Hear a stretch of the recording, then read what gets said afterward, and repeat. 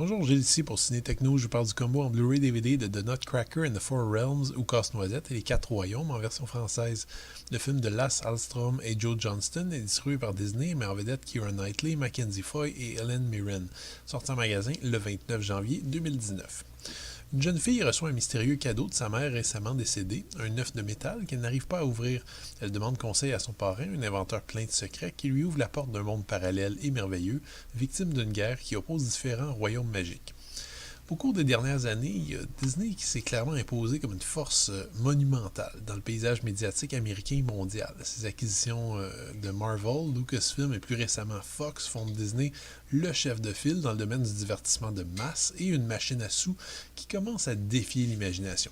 Cela dit, malgré tout l'argent du monde et une recette du blockbuster qui commence à devenir assez solide, il arrive qu'une grosse production de Disney se plante royalement. Et bon, il faut quand même pouvoir y trouver une certaine satisfaction, peut-être un peu malsaine. Disons que c'est un peu aussi la preuve qu'une œuvre d'art ne peut pas être conçue par des algorithmes et un comité de financiers prudent. Vous aurez deviné que c'est exactement le cas avec ce casse-noisette tonitruant, d'une laideur assez étonnante. Je le dis tout de suite, les bandes annonces ne me disaient rien qui vaille, mais le long métrage est bien pire. C'est d'autant plus bluffant que le film a quand même un pedigree respectable, deux cinéastes chevronnés, à défaut d'être artistiquement intègres, un budget grandiose de plus de 100 millions de dollars, bon, un minimum à Hollywood aujourd'hui, et un casting où des vétérans comme Morgan Freeman et Helen Mirren partagent l'écran avec des jeunes talents prometteurs comme Mackenzie Foy. Par ailleurs, on retrouve Keira Knightley qui semble être la seule à s'amuser réellement et qui pour la première fois peut-être de sa carrière cabotine totalement. J'oubliais, tout ça est inspiré très vaguement du conte de Hoffman, particulièrement sa relecture par Alexandre Dumas ainsi que du célèbre ballet de Tchaïkovski, chef-d'œuvre du genre qui est devenu pratiquement une trame sonore du temps des fêtes.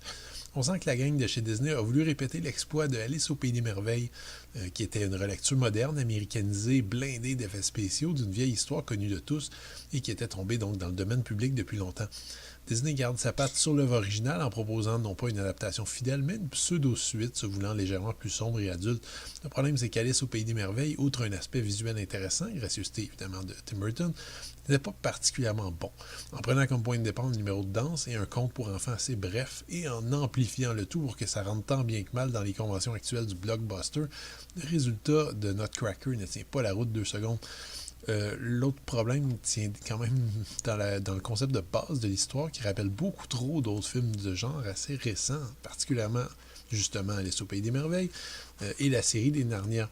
Ça donne déjà une impression de déjà-vu assez amère dès le départ. Ensuite, il y a les performances qui sont pauvres globalement. La plupart des interprètes semblent laissés à eux-mêmes. Mackenzie Foy semble solide, je dirais, mais le montage rend son personnage absurde alors que Morgan Freeman et Helen Mirren sont clairement là pour l'argent. Et franchement, cette histoire manque totalement de cohérence. Le monde qui est présenté ne vit pas, ne respire pas.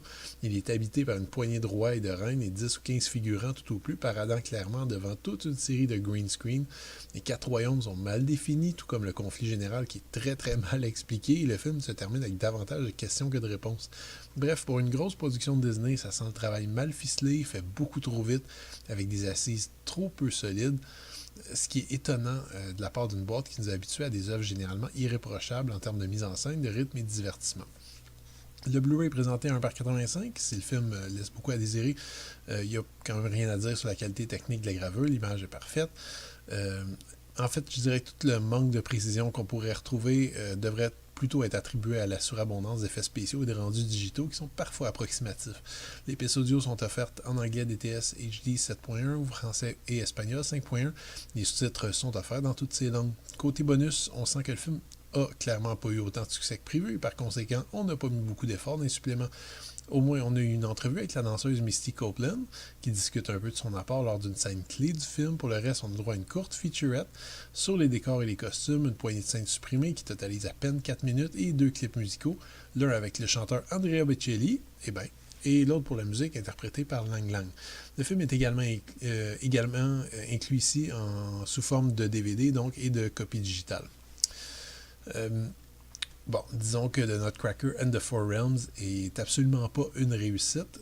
Le spectacle visuel possède quand même parfois un certain panache, il faut admettre, notamment lors de scènes dans le royaume des amusements, mais globalement, c'est un divertissement très peu abouti que je réserverais surtout aux plus jeunes ou aux plus curieux. Le Blu-ray en fange est techniquement parfait, malgré la maigreur des bonus. C'était Gilles, merci, bon visionnement.